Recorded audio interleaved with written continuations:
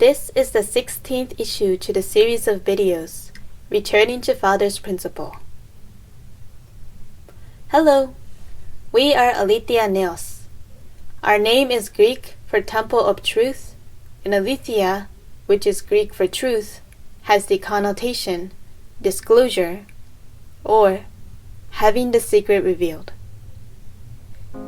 Returning to Father's Principle is our hope for blessed families to return back to Father's teachings, because the current unification movement has become distant from Father's principles, and many secrets of the movement situation are being revealed. Through the series of Returning to Father's Principle, we have been conveying the urgency that now is the time to return back to Father's Principle. The theme for this 16th issue is Orthodox viewed from God's eyes. How does everyone think of this theme? For people who practice faith, do they not believe that their religious practice of faith is already orthodox? There may be people who think that they can receive salvation and go to a better place in heaven if they follow their religious teachings and practice their life of faith earnestly. Yet, in between these two thoughts, there may be some who feel as though faith itself is becoming mannerism or habits. There may be some who feel that faith and life are becoming separate, and it is coming to a point where faith is faith and life is life. How about the Unification Church and the Family Federation for World Peace? We have been receiving the teachings of the true parents, and we have supposedly practiced the teachings of the true parents. But frankly, after True Father Songwa, everything has been becoming a confusion and a mess. Let us take a look at Father's Word. We members of the Unification Church are proud people handpicked for God's mission. We have undertaken the liberation of the satanic world and the declaration of the glory and victory of God before heaven and earth. By now, I am sure you understand that the restoration must go through that process. No one can enter heaven without walking this path and fulfilling this principle. Christians are very naive to think that believing in Jesus is all that is required for them to end up in heaven while they leave this world behind. Their idea of a guaranteed place in heaven is a crazy concept that could never enable men to fulfill God's will. From God's standpoint, that is heretical thinking, not the principles of the Unification Church. Christians think that if they just believe in Jesus, they can be saved. But True Father said that this way of thinking is very naive. True Father said how this kind of thinking is a heretical thinking from God's standpoint. Let us look at another of Father's Word. When we explain what the Unification Church is to other Christians, many of them will say that we are heretics. The utmost importance, however, is to inherit the true tradition and the spirit of Christianity. If we are inheriting the teachings of Christianity and practicing those teachings, the Unification Church is the most Orthodox Christian church than any other Orthodox Christian churches.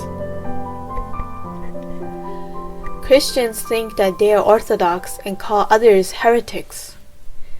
The Unification Church especially were branded as heretics of the heretics. But the truth was that the Unification Church inherited and protected the tradition and the spirit of Christianity in a true sense. This was why the teachings of the Unification Church spread rapidly in a short time period. God's will was precisely in the Unification movement. Therefore, the standard of being Orthodox is whether we are inheriting the tradition and the spirit of that religion or not. Let us delve into the divine principle. The period of the Second Advent is parallel to the time of Jesus. The situations unfolding in Christianity today are similar to those which took place in Judaism in Jesus' time. Let us examine some of these parallels. Today's Christianity, like the Judaism of Jesus' day, adheres too rigidly to institutional authority and ceremonies, while internally it is corrupt. At the time of Jesus, many priests and scribes had become enslaved to ritualism and legalism, and their spiritual life was corrupt. Therefore, Jews with sincere faith flocked to Jesus, that accused heretic to slake their spiritual thirst. Similarly, in today's Christianity, many leading clergymen and priests are captive to their authorities and enamored of their rituals, while their spirits grow dimmer each day. Hence, devout Christians are wandering about the mountains and plains in search of the true path. They are seeking new leaders who can guide them out of their spiritual wilderness and show them the way to the inner light. We cannot repeat the same mistake as Christianity and Judaism with their rigid institutional authority and ceremonies and their internal corruption. We have summarized today's theme in the following.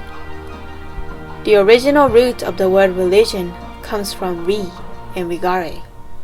Re means again, and religare means to tie or to bind. As the root of the word religion suggests, religion is to become bound again with God. The word, or the truth, is what will allow me to be bound with God, and the word is the substantial Messiah. Religion is by all means a way of education for me to return back to God, following along with the Messiah's will. The orthodox standard for the Unification Church must be the standard of the Christ at the Second Advent. The standard must be True Father's word, His principle. The standard must be whether the word is being realized or not. It is the standard of whether we are inheriting the traditions and the spirit of True Father correctly, and whether we are practicing True Father's word. This is the standard of whether a religion is orthodox or heretical. From God's standpoint, the trapped mentality of conditional faith, a faith of simply believing and thinking that one can receive salvation, is heretical. And the church forcing and restraining believers to ceremonies and external rituals of the church is heretical practice. Making believers become a slave to the authority of the church and the ceremonies of the institution is in fact a heretical act. Returning to Father's principle means that True Father's word and His principle is what our standards should be based on, and it shows the standard of walking the path of righteousness. 3 years have passed since True Father's Songwa.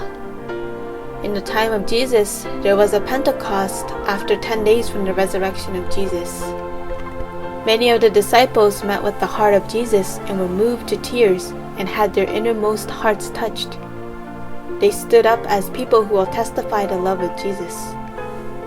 Despite receiving severe persecution from the Roman Empire, they never gave up and overcame such persecutions.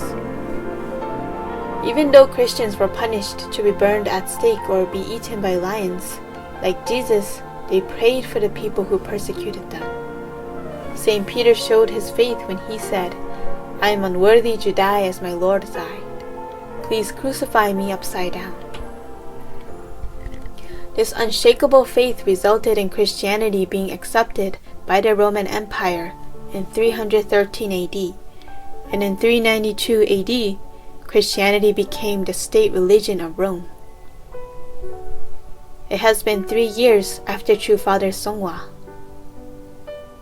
What are we doing now?